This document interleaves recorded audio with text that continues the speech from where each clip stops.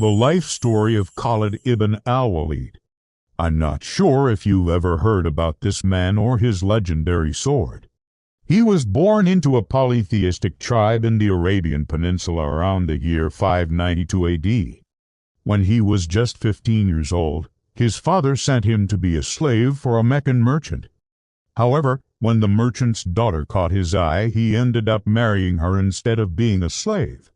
In the ensuing battle between the tribesmen and the Mecca, Khalid was struck by a spear and sustained an injury that would eventually lead to his death. Ho, ho, ho!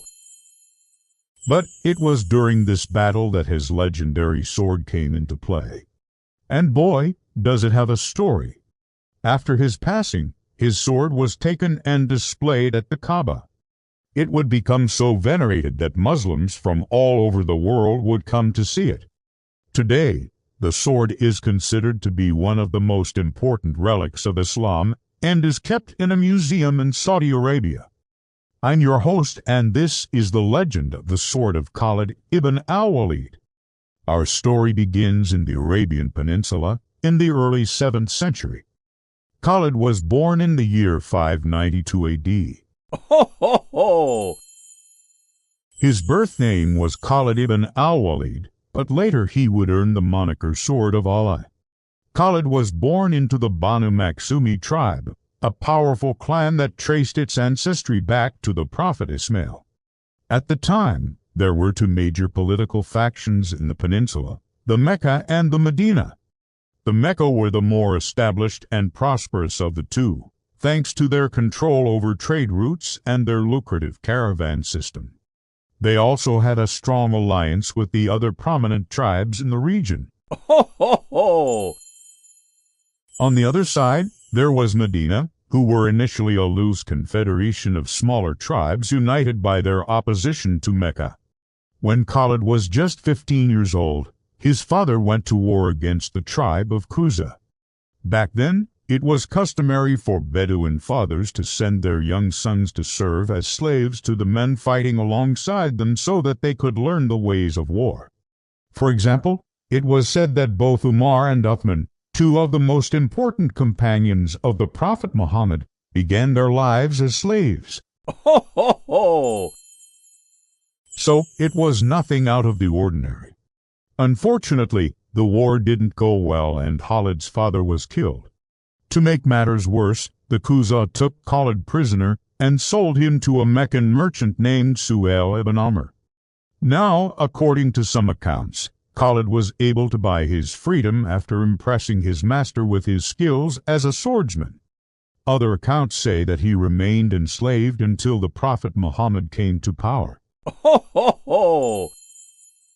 Either way, while working for the Meccans, Khalid married the daughter of his master, which meant that he became part of the Meccan elite, the very people he would later turn against. He had every reason to hate the Meccans. As a slave, he witnessed firsthand their greed, their arrogance, and their cruelty. He saw how they oppressed the weak and exploited the poor. But even after gaining his freedom, the hatred only grew. He watched as they rejected the message of Islam and turned away from the one true God. This inner turmoil would eventually drive him to embrace Islam. Ho, ho, ho! It happened when the Prophet Muhammad sent his companion, Hamza, to Medina to invite some of the local leaders to convert to Islam. One of these men was Suhail ibn Amr, Khalid's former master. Naturally, he rejected the invitation and even insulted the messenger. Enraged by this insult, Khalid took up his sword and rushed towards Suhail, intending to kill him. Seeing this, the rest of the Meccans drew their weapons and surrounded Khalid. He fought bravely, slaying many of them, but in the end, he was outnumbered and forced to retreat. Ho, ho, ho! Suhail was safe, but from that day forward, Khalid made it his mission to spread the message of Islam to all the tribes in the area. As mentioned before, Khalid was a great warrior and swordsman. He had learned his skills while working as a slave, and now he used them to defend the growing Muslim community. During the Battle of Badr, for instance, he single-handedly killed several Meccan warriors. He continued to fight for the Muslims in subsequent battles, such as the Battle of Uhud and the Battle of the Trench. His military prowess earned him the title Sword of Allah. Ho, ho, ho! But let me tell you, this man had another trick up his sleeve: strategy. While he may not have been the most religious of Muslims, his mind was sharp like a tack.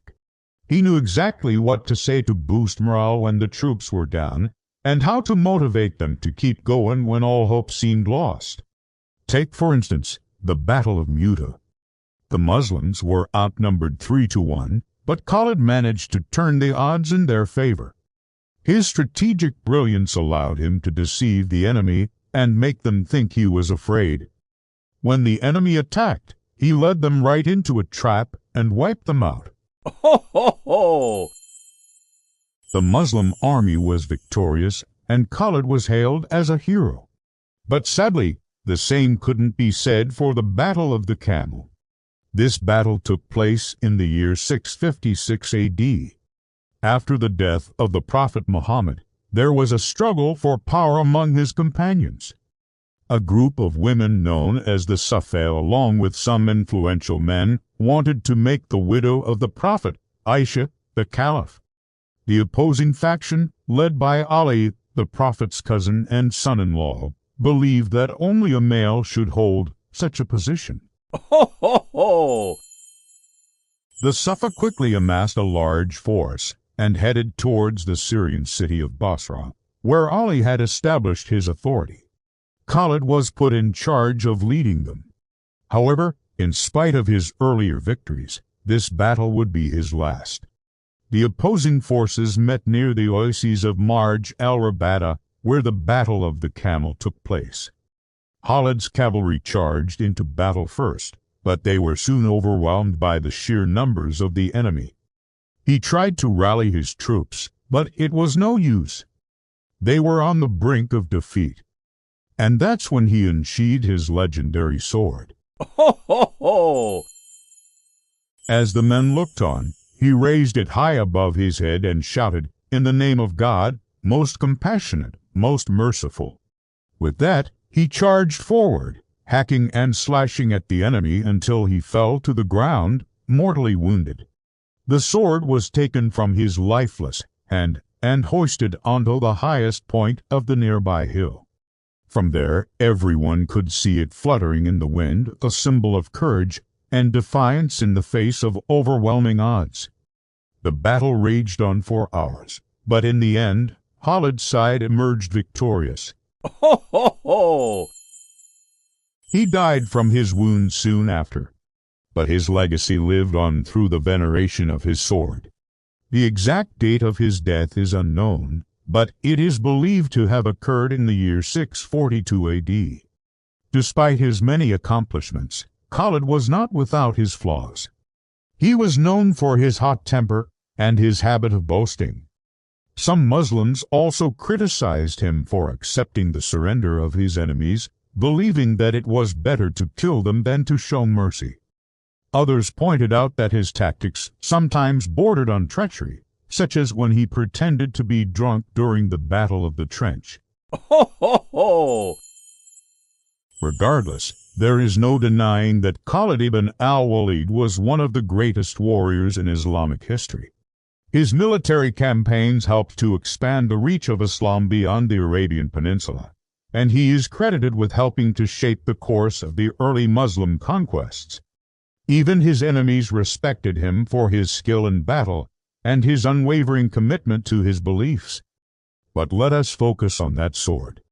According to Islamic tradition, the sword was named Zulfikar, which means flash of lightning. Ho, ho, ho! Another name for it was al-Sayf al-Maslul, meaning the unsheathed sword, which referred to the fact that it was always kept in its scabbard.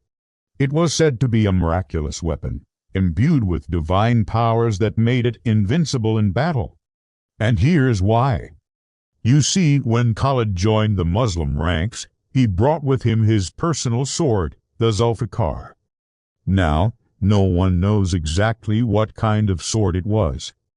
There are plenty of guesses, but no definitive answer.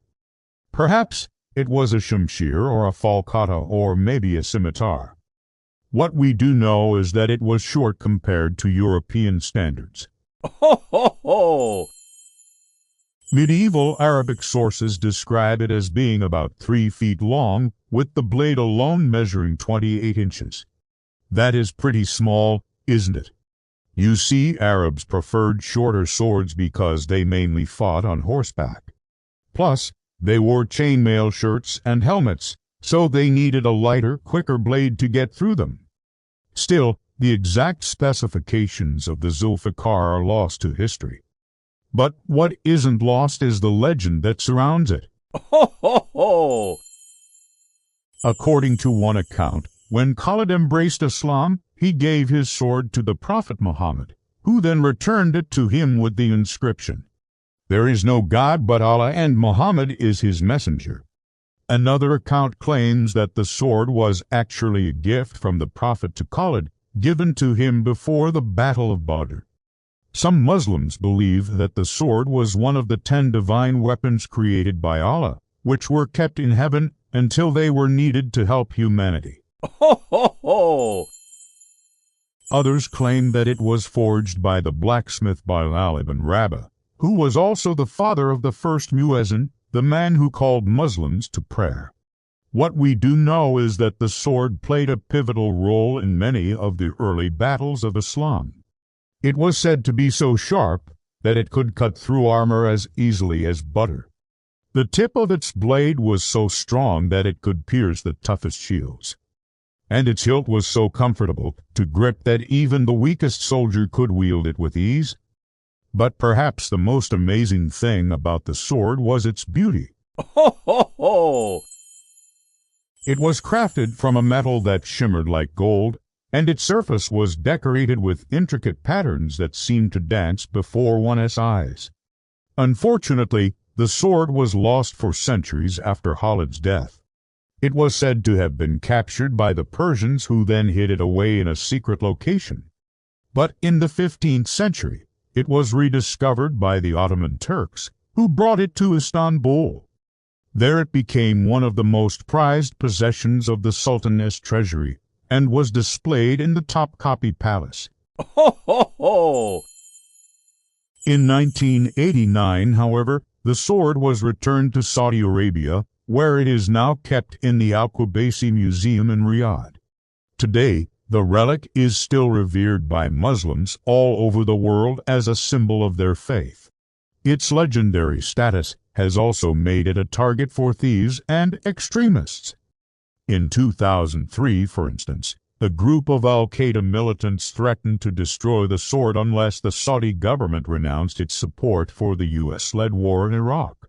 Thankfully, the plot was foiled, and the sword remains safe to this day. Ho, ho, ho! So there you have it, the story of Khalid ibn al-Walid and his legendary sword, the Zulfiqar.